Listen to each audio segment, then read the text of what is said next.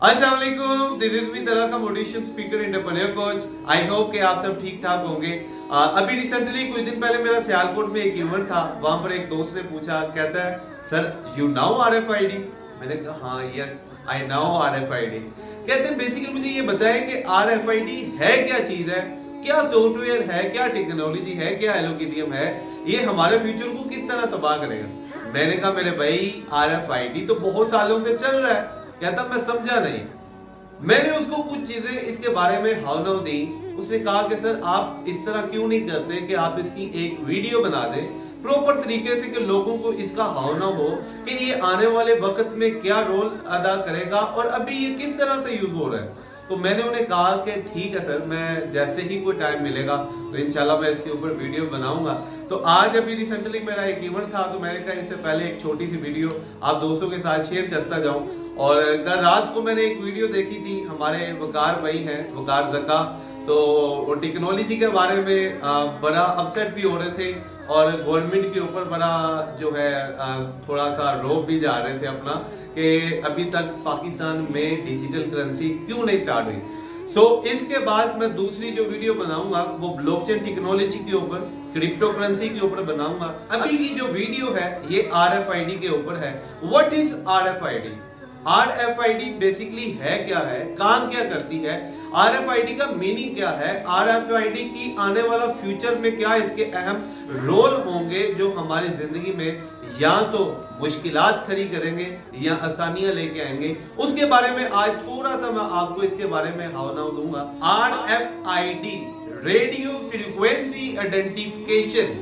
RFID basically software क्या है, algorithm क्या है। आरएफआईडी एक ऐसी टेक्नोलॉजी है जिसको मैं आपको सिंपल तरीके से बताता हूं। अगर आप किसी भी बड़े मॉल में जाएं, शॉपिंग मॉल में जाएं या किसी भी आप शॉपिंग सेंटर में जाएं, तो वहां पर अगर आपको कोई चीज पसंद आती है या कोई भी आप चीज लेते हो, फॉर एग्जांपल आपने शर्ट लेनी है या आपने पैंट लेनी है या आपने कोई भी इवन की कोई भी चीज खाने की, पीने की, पहनने की लेनी है, तो बड़े मॉल्स में क्या होता है कि वहां पर टैग जनरेट होते हैं। वहां पर आपके जो भी चीज लेते हो या तो ये बटन साइड के ऊपर या पॉकेट साइड के ऊपर या कॉलर साइड के ऊपर एक छोटा सा टैग लगा होता है। वो टैग लगाता कौन है, लगता कैसे है?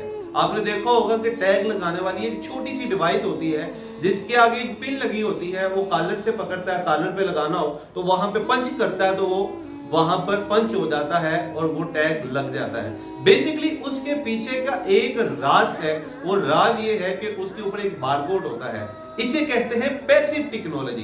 Passive technology, passive RFID. अब पैसिव आरएफआईडी का काम क्या होता है?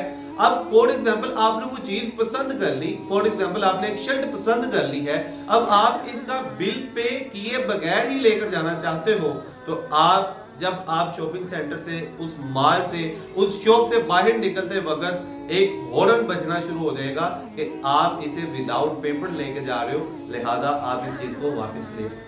अब आप जब तक उस चीज के पेमेंट नहीं देंगे तब तक वो बारकोड अपने सॉफ्टवेयर से डिडक्ट नहीं होगा और आपको विदाउट पेमेंट बाहर जाने नहीं देगा।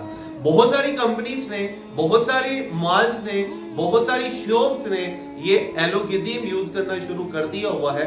लोग अपनी प्रोडक्ट्स के ऊपर ये टैग लगाते हैं। जब आपने इसको पेमेंट कर दी, इस चीज की पेमेंट कर दी, फिर ये टैग से जो बारकोड जनरेट होता है, जो कोड जनरेट होता है, वो रिमूव हो जाता है और वो आप पेमेंट पे कर चुके होते हो, फिर आप वो चीज कहीं भी लेकर जा सकते हो। अब आरएफआईडी, मैं आपको थोड़े से साल पीछे लेकर चलता हूं कि हमारा आरएफआईडी में नजरिया सेट कैसे किया गया। आप 10 से 15 साल पीछे चले जाएं, आपके पास जो मोबाइल था, आपके पास जो सेल फोन था, उसके ऊपर सिर्फ आपका एक पिन कोड होता था जिसका आप पासवर्ड लगाते थे। फिर आस्ता आस्ता सॉफ्टवेयर डेवलप हुआ, फिर आस्ता आस्ता पैटर्न लॉक आ गया, फिर आस्ता आस्ता फिंगरप्रिंट आ गया, फिर आस्ता आस्ता फेस लॉक आ गया, फिर आस्ता आस्ता आईज लॉक आ गया। अब जो आप अपने मोबाइल पर यूज कर रहे होते हो वो आरएफआईडी ही यूज कर रहे होते हो। आप अपने मोबाइल को फिंगरप्रिंट लगाते हो, आपको मोबाइल अनलॉक हो जाता है। आपके अलावा आपका कोई भी दोस्त, कोई भी बहन भाई आपका मोबाइल यूज नहीं कर सकता है। जब तक आप अपना थंब नहीं लगाओगे, जब तक आप अपना फिंगरप्रिंट नहीं लगाओगे, आपका मोबाइल अनलॉक नहीं होगा। क्या इसका क्या मतलब हुआ कि आप भी RFID यूज कर रहे हो। हमारी RFID बहुत सारी जगह पे यूज होती है, जिस तरह हमारा ID कार्ड है, हमारा बैंक अकाउंट है, हमारा ड्राइविंग लाइसेंस है, हम इवन की कोई भी चीज लेन देन करते हैं तो उसमें हमारी RFID की चिप लगी होती है। आपने सिम ली तो आपकी RFID की चिप लगी है। लेकिन ये वो टेक्नोलॉजी थी जो कि पैसिव थी। अब एक्टिव टेक्नोलॉजी क्या है, जिसकी वजह से लोगों के रोंकड़े खड़े होते हैं कि अगर ये टेक्नोलॉजी स्टार्ट हो गई हमारी कंट्री में तो हम तो तबाह बर्बाद हो जाएंगे। और मैं हकीकतन ये कहता हूं, RFID टेक्नोलॉजी अगर यहां पर आ जाती है तो आप गवर्नमेंट के गुलाम बन जाओगे। आप आजाद होते हुए भी गुलाम बनकर रह जाओगे। कैसे? वो ऐसे होगा कि गवर्नमेंट का आपके ऊपर टोटली इख्तियार आ जाएगा। बहुत सारी कंट्रीज में होना शुरू हो गया हुआ है। सबसे पहले जिसने स्टार्ट किया ऑस्ट्रेलिया के अंदर, ऑस्ट्रेलिया की गवर्नमेंट ने कहा कि हमारे पास जितने भी कंट्री के रेसिडेंट्स हैं उन सब के अंदर हम RFID एक्टिव करेंगे। अब RFID का एक्टिव होना मतलब क्या है? RFID जो कि आपके हाथ के अंदर, ये वाली स्लाइड पे लेफ्ट हैंड ज्यादातर यहीं पे होता है, बाकी भी बहुत सारी जगह पे हो जाता है, लेकिन ज्यादातर यहाँ पर होता है। ये आपकी जो अंगूठा है, ये जो आपका थंब है और ये वाली जो आपकी फिंगर है, इसके दरमियान ये वाली साइड पे यहाँ पर RFID इंस्टॉल होता है। यहाँ पर RFID जो डिवाइस होती है वो यहाँ पर पुट करती है।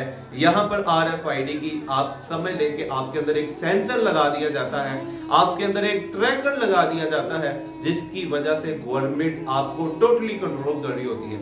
आपका खाना, आपका पीना, आपका उठना, आपका सोना, आपका खड़े होना, आपका चलना, आपका दौड़ना, टोटली इख्तियार गवर्नमेंट का हो जाता है। आपकी एक एक एक्टिविटीज का, आपका एक एक लम्हा, आपकी एक एक सेकंड की रिपोर्ट गवर्नमेंट के पास होती है। अब गवर्नमेंट के पास आपका टोटली रिकॉर्ड आ गया। आपकी पेपर करेंसी खत्म, आपका ID कार्ड खत्म, आपका पासपोर्ट खत्म, आपका ड्राइविंग लाइसेंस खत्म, टोटली सारी की सारी चीजें एक चिप जो आपके इस हिस्से में इंस्टॉल हुई, जो कि एक चावल के दाने के बराबर की है, वो आपके इस फिंगर और इस थंब के दरमियान में इस वाले हिस्से में जब इंस्टॉल हो जाएगी, वो सेंसर आपके अंदर आ जाएगा, वो टेक्नोलॉजी आपके अंदर इंस्टॉल कर दी जाएगी, वो सॉफ्टवेयर आपके अंदर इंस्टॉल कर दिया जाएगा, तो टोटली इख्तियार गवर्नमेंट का होगा। गवर्नमेंट चाहे तो आपको चला सकती है, गवर्नमेंट चाहे तो आपको खिला सकती है, गवर्नमेंट चाहे तो आपको रुला सकती है, गवर्नमेंट चाहे तो आपको हंसा सकती है। टोटली इख्तियार गवर्नमेंट का हो जाएगा। आप इंडिपेंडेंट होते हुए भी इंडिपेंडेंट नहीं रहोगे। उसकी रीजन क्या है? वो कैसे होगा?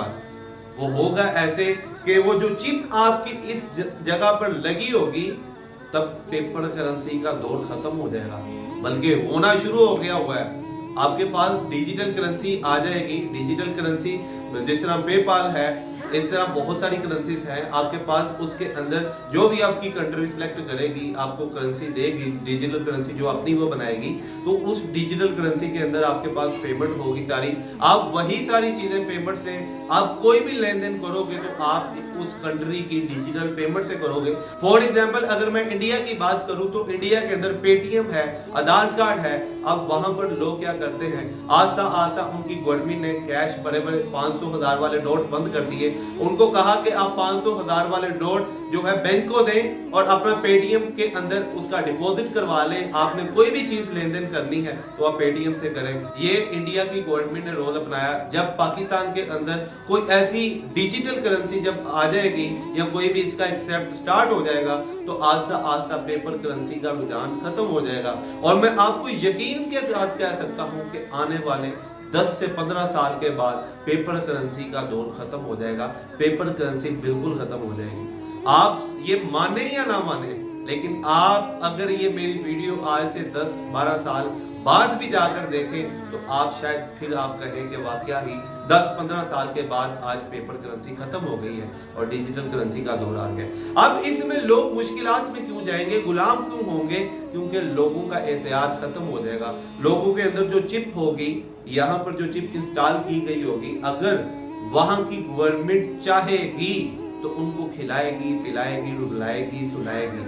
अगर आप गवर्नमेंट के साथ कुछ चीट करते हो या आपको गवर्नमेंट पसंद नहीं करती है, तो वो जो डिवाइस आपके हाथ में यहाँ पे इंस्टॉल हुई होगी, गवर्नमेंट उसे डीएक्टिवेट कर देगी। अब पेपर करेंसी तो तब रहेगी नहीं, पैसा तो आपके पास होगा नहीं, आपका सब कुछ इस दो हिस्सों के दरमियान वाली जगह पे जहां पे वो चिप इंस्टॉल हुई थी, वहां पे सब कुछ पड़ा हुआ है। आपका बैंक अकाउंट यहाँ पे, आपका आईडी कार्ड यहाँ पे, आपका पासपोर्ट यहाँ पे, आपके गाड़ी की चाबी यहाँ पे, आपके घर की चाबी यहाँ पे, आपके मोबाइल का लॉक यहाँ पे, टोटली चीजें आपकी यहाँ पर है।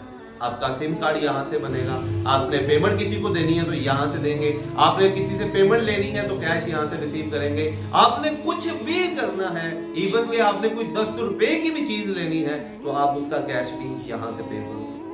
आपका बैंक अकाउंट यहाँ पे, आपका उधार कार्ड यहाँ पे, आपका ऑनलाइन सिस्टम यहाँ पे, आपका टोटल डिजिटल सिस्टम यहाँ पर इंस्टॉल हुआ होगा। अब गवर्नमेंट चाहेगी तो आपको खाना खिलाए, आपको पिलाए। अगर गवर्नमेंट को आप अच्छे नहीं लगे तो आपकी डिवाइस डीएक्टिवेट हो जाएगी, आपका बैंक अकाउंट डीएक्टिवेट हो जाएगा, आपका सब कुछ डीएक्टिवेट हो जाएगा। जब आपका बैंक अकाउंट ही नहीं रहेगा, जब आपकी डिवाइस ही नहीं रहेगी, तो आप कैसे पे करोगे? आप पैसे कैसे दोगे उनको? कैश कैसे दोगे उनको? आप दुनिया की किसी भी जगह पर चले जाओगे ना, तो आपके पास ये डिवाइस का होना मुमकिन है। आपके पास ये डिवाइस खत्म हुई, डिवाइस डीएक्टिवेट हुई, तो समझ लें आपका सब कुछ खत्म हो गया।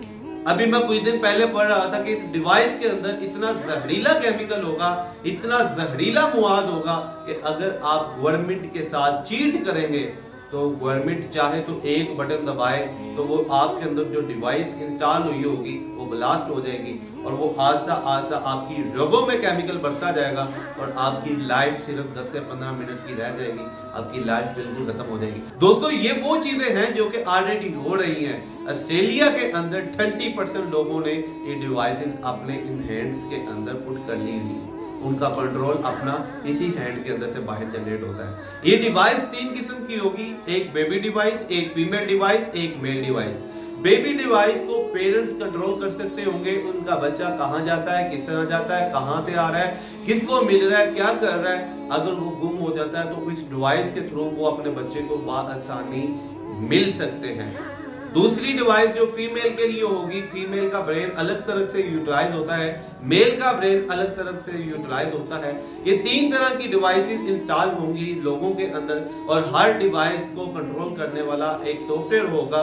वो सॉफ्टवेयर जनरेट करेगा कोडिंग और कोडिंग से मालूम होगा कि आपके अंदर की हैबिट्स क्या है, आपकी सोच क्या बन रही है। जिस तरह हम किसी भी हॉस्पिटल में जाते हैं, सीटी स्कैन होता है, सीटी स्कैन के जरिए से हमें पता चल जाता है कि हमारी बीमारी बेसिकली है क्या है, हमें मर्ज क्या है। इसी तरह ये एक आप समझ लें, एक सीटी स्कैन आपके अंदर कैमरा लगाया जाएगा, एक सीटी स्कैन आपके अंदर डिवाइस लगाई जाएगी जिसका कंट्रोल गवर्नमेंट के पास होगा, जिसमें बच्चों का कंट्रोल उनके पेरेंट्स के पास होगा और आपका कंट्रोल गवर्नमेंट के पास होगा। आप चाहे भी तो कुछ नहीं कर पाओगे, आप चाहो भी तो कुछ नहीं कर पाओगे, टोटली गवर्नमेंट इख्तियार होगा, टोटली।